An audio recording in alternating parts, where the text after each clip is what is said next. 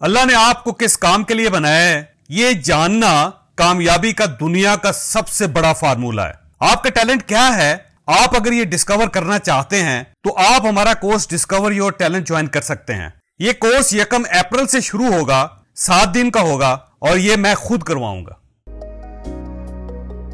जी अस्सलाम वालेकुम। मैं इस वक्त इस्तांबुल शहर के अंदर हूँ और आज तारीख है 12 और महीना है मार्च और सन है 2022।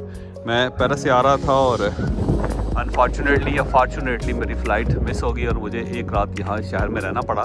तो ये उसके बाद मैं यहाँ पहुँचा। ये वो जगह है जहाँ पे सुल्तान मोहम्मद फ़ातेह ने आके इसके ऊपर इस्तांबुल के ऊपर हमला किया था और ये वो इस्तांबुल की दीवार है, बड़ी मशहूर दीवार जिसके बारे में तारीख़ का ये ख्याल था कि इसको कोई शख्स ब्रेक नहीं कर सकता, लेकिन सुल्तान मोहम्मद फ़ातेह ने ना सिर्फ इसको तोड़ा बल्कि वो इस शहर के अंदर भी दाखिल हुए और उन्होंने इस शहर के ऊपर कब्ज़ा किया।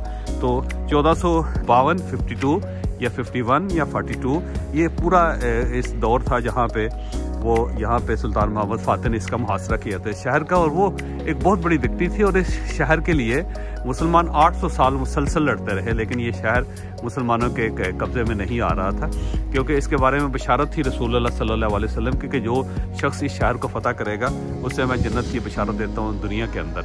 तो इसलिए सुल्तान मोहम्मद फ़ातेह ने कोशिश की, जवानी में 22 साल उनकी इस वक्त उम्र थी और उन्होंने फिर इस दीवार को तोड़ा। दीवार को तोड़ने के बाद मुसलमान अंदर दाखिल हुए और ये एक मस्जिद है, ये पुरानी मस्जिद है, अब इसको रेनोवेट किया गया है। ये उस दौर में मुसलमानों ने इस मस्जिद की बुनियाद रखी थी।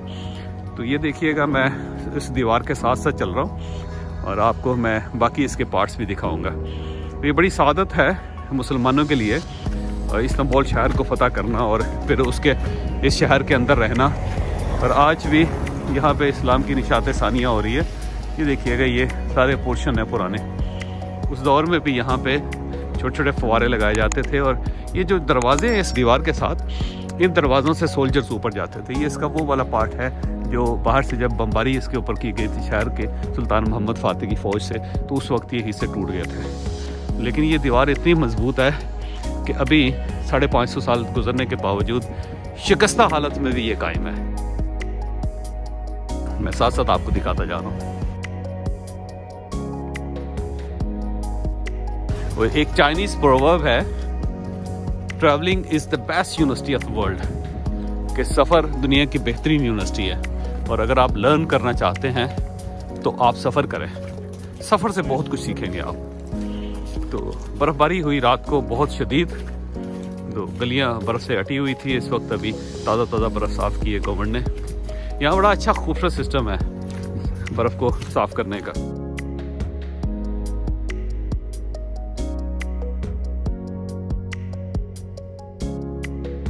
एक पोर्शन है दीवार का जो ज़्यादा टूट गया था और ये उस दौर में टूटा था और यहाँ से मुसलमान फिर दाखिल हुई। इसकी थिकनेस देखिएगा कि यहाँ से स्टार्ट होके वहाँ तक एंड तक जा रही है और ये दीवार थी।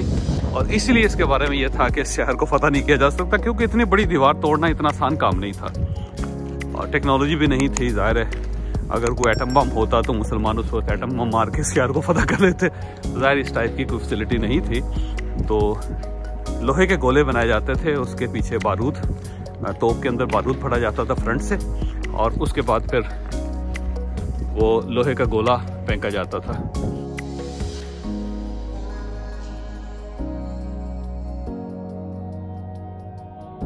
So brother Zafar, what's this? What's this part? This was original Byzantine term palace. It was a palace basically, modern time palace. Byzantine term, it's a museum. And can we go inside? Let's check the entrance. ये उस दौर में दीवार के अंदर पहला बाज़ेंटाइन palace था, उनका महल था बाज़ेंटानीज़ का। तो अब इसको म्यूज़ियम बना दिया इन्होंने। इसका एक बड़ा पोर्शन यहाँ पे कायम है। तो इसके अलावा यहाँ पे कोई पैलेस नहीं होता था और वो दूसरे पैलेसेस थे वो जो बहुत दूर है, आया सोफिया के दाएं बाएं। लेकिन ये उस दौर का पैलेस था जो दीवार के बिल्कुल साथ था। तो मैं अर्ज कर रहा था, travelling is the best university of the world, कि अगर आप लर्न करना चाहते हैं तो ट्रैवल करना शुरू कर दें, आप सब कुछ हासिल कर लेंगे। याद रखें कि अल्लाह ताला ने जितने भी अंबिया इकराम भेजे दुनिया में, वो सब ट्रैवलर थे, उन सब ने हिजरत की, उन सब ने दुनिया देखी। तो कुछ सीखना चाहते हैं और ज़िंदगी का मज़ा लेना चाहते हैं तो ट्रैवल किया करें। मेरी ज़िंदगी का बहुत बड़ा पोर्शन, बड़ा हिस्सा ट्रैवलिंग में गुजरा है और मैंने अपनी जो भी अल्लाह ताला ने करम किया, रहम किया, जो कुछ कमाया, उसमें से बहुत बड़ा हिस्सा मैंने ट्रैवलिंग पर खर्च किया। बहुत इस सर्दी है, -7 टेम्परेचर है इस वक्त इस्तांबुल के अंदर, शदीद सर्दी।